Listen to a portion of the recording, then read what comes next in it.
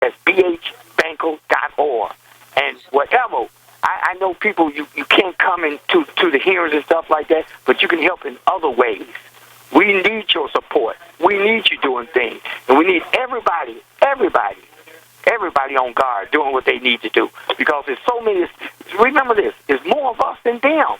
And we allow them to push us around like this. It's not fair. It's not fair. And pretty soon, everybody's going to be behind these barbed wire fences. So, this is your life's work. This is our life's work. And more people, the only way this is, more people are going to have to join. That's the way it's going to go. More people are going to join daily. And you know one thing, Danielle, we got to educate the people. If we don't educate them, then they walk around in daze because some people don't even believe that we can win this thing. But it's more of us than them. And once they understand that, we can win this war. Because, hey, this prison system is a perfect example. We got to start letting some of these folks go home. And as soon as we do that, as soon as people out there start standing up, we can do it. And we have to learn to work together. It doesn't make a difference whether you're black, white, Mexican, Puerto Rican, you're red, yellow. We can do it if we learn to work together. And there's nothing more heartbreaking than to know there are people locked up for almost 50 years for nonviolent crimes and what's happening. Absolutely. And it goes on and on and on for any reason. Like they told me, they say, well, we don't need evidence to send you to prison. We don't need it. What are we going to do with evidence? Those are the exact words. You know it. Because I've been saying this for the last year.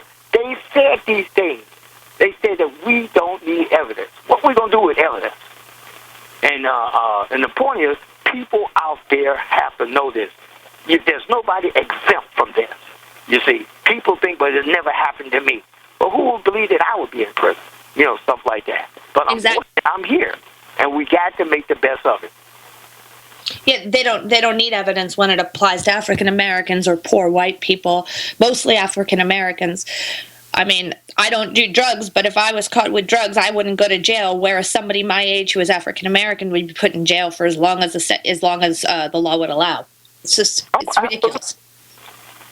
You're right on point because you said the magic word, and they target. They.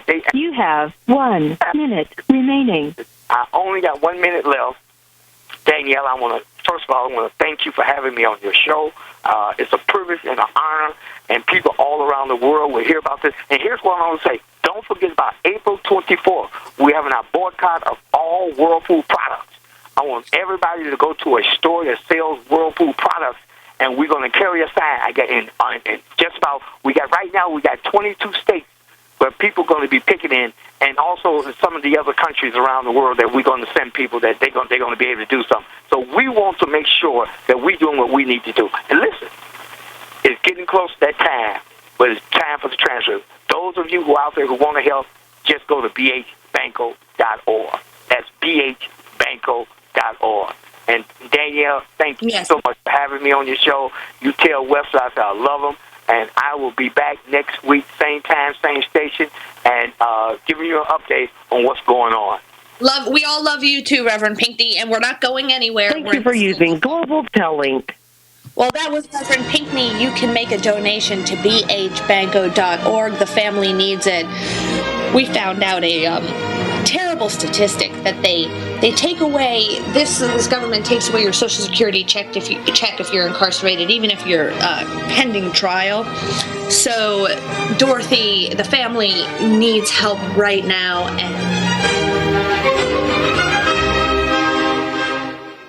by now, you may have heard a bit about Bitcoins, but did you know Bitcoins are now over an $8.5 billion market? And did you know that over 65,000 businesses now accept Bitcoins? Listen, if you're already earning Bitcoins or trying to make money in the Bitcoin market, you've got to know bidbit.co. Why? Because bidbit.co is where you can easily receive Bitcoins by selling and auctioning off your own personal items or promote business products and services for Bitcoins. You heard right. Whether personal or business, you can now buy, sell, and auction your products and services quickly, easily, and securely for Bitcoin at bidbit.co, the first and only marketplace website to offer BidBit Escrow, a proprietary technology which gives buyers and sellers security and peace of mind because all transactions are protected. Start today. It's free to join, free to post, free to auction, and free to bid at bidbit.co. Buy, sell, bid, or auction everything Bitcoin. That's www.bidbit.co.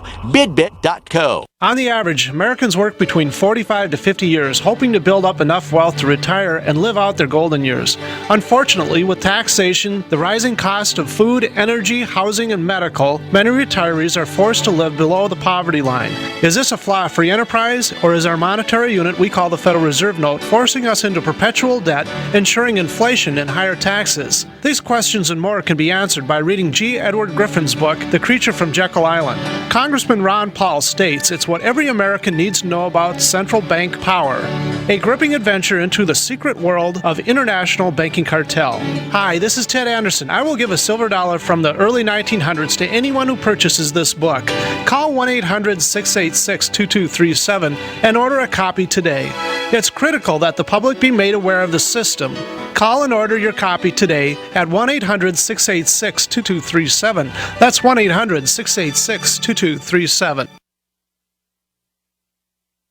If the IRS has garnished your paycheck or seized money from your bank account, you need to get professional tax help now. Fast action is required to put a halt to these aggressive IRS collection tactics. You can count on the knowledgeable team of tax professionals at Wall & Associates. With over 30 years of experience, Wall & Associates has settled the tax problems of thousands of taxpayers for a small fraction of what they owed. For a free face-to-face consultation, call 1-800-425-4610 to put a wall between you and the IRS. 1-800-425-4610 or look for us on the web at wallandassociates.net. We solve tax problems. If you hire Wall & Associates today, you'll never have to talk to the IRS again. To stop the levies and seizures today, take action now. Call Wall & Associates at 1-800-425-4610. Wall & Associates. 1-800-425-4610. Based on actual cases, results may vary, not a solicitation for legal services.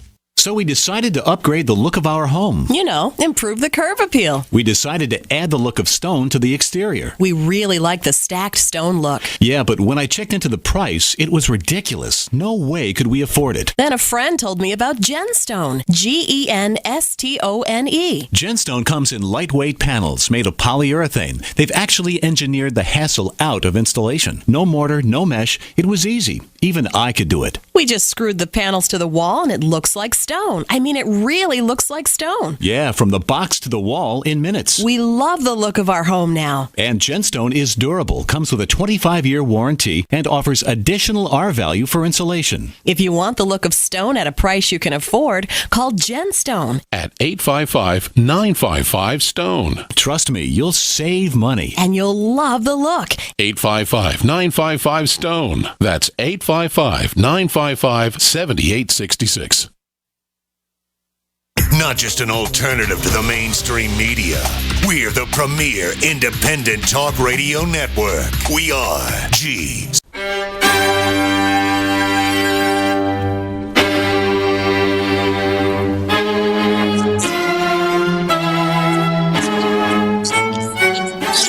Of the party, and before the break we had Reverend Pinckney, which was wonderful to have him get through. I'm so happy that that happened. And before that, we were talking about, just to remind the audience, I think my favorite line that helps me put this all in perspective is, this was never a bailout of Greece. This was a bailout of the banks. And also you said, Michael, before the break, that 96% of the money was never made it to Greece. 96% of the money involved in all of this never made it back to Greece. Absolutely. It was just money coming in to pay back the bondholders. In other words, loans to pay back previous loans. We were told in the news that there had been a haircut, that those poor bankers had to put up, with the lazy Greeks not willing to pay back their debts. What was behind all that? Yeah, they gave it a name too. It was called the PSI, meaning private sector involvement. Can you describe this a little more. I mean, I understand the private investors were told to take a 50% haircut in the PSI agreement of the face value of Greek government bonds that they were holding. The equivalent was an overall loss of about 75%. Was this just something that affected private investors and not the central bank or the European taxpayer? Can you unravel all that, what I'm trying to say? Yes, exactly. That's exactly right. It took place 2 years, this haircut, 2 years after this huge loan was first signed. By then, half of the debt had already been paid back in full, 100 cents on the dollar, and the banks were now ready to take the hit. But this haircut concerned only the part of the debt that remained in the hands of private institutions, mostly by then vulture funds who bought these bonds cheap, looking to make a killing. Buy it cheap and sell it something else. The rest of it, the part of the debt held by the European institutions created to quote unquote bail out Greece, never got a haircut. So the European. So what was the cut? Was half of the public debt? Okay, let me simplify that. So let's simplify for people to understand. Was it a 25% haircut, and that wasn't enough? Meaning that wasn't enough for them. The 25% haircut, is that your point? The remaining debt was still unsustainable. Yes, yes, exactly. I have 4 points on that, Daniela. Okay, Number please. Number one, the haircut didn't even compensate for the shrinking of the economy due to the austerity imposed as terms for this loan. Number two, the haircut mainly served as a looting mechanism for public pension funds, which needed to be protected from a haircut, because what's the point of a haircut anyway? Certainly not to shoot yourself in the foot. When you default, the idea is to point the gun towards the foreign lender, not the domestic. That's what's happened to every state default in history. But of course, sovereign defaults are usually administered by the state, the sovereign state, not by the lender, as happened in the case of Greece.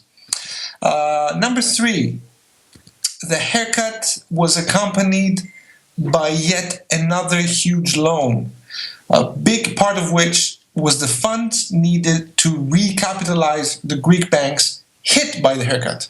So part of what was cut was borrowed again, like taking it from one pocket and putting it into your other pocket.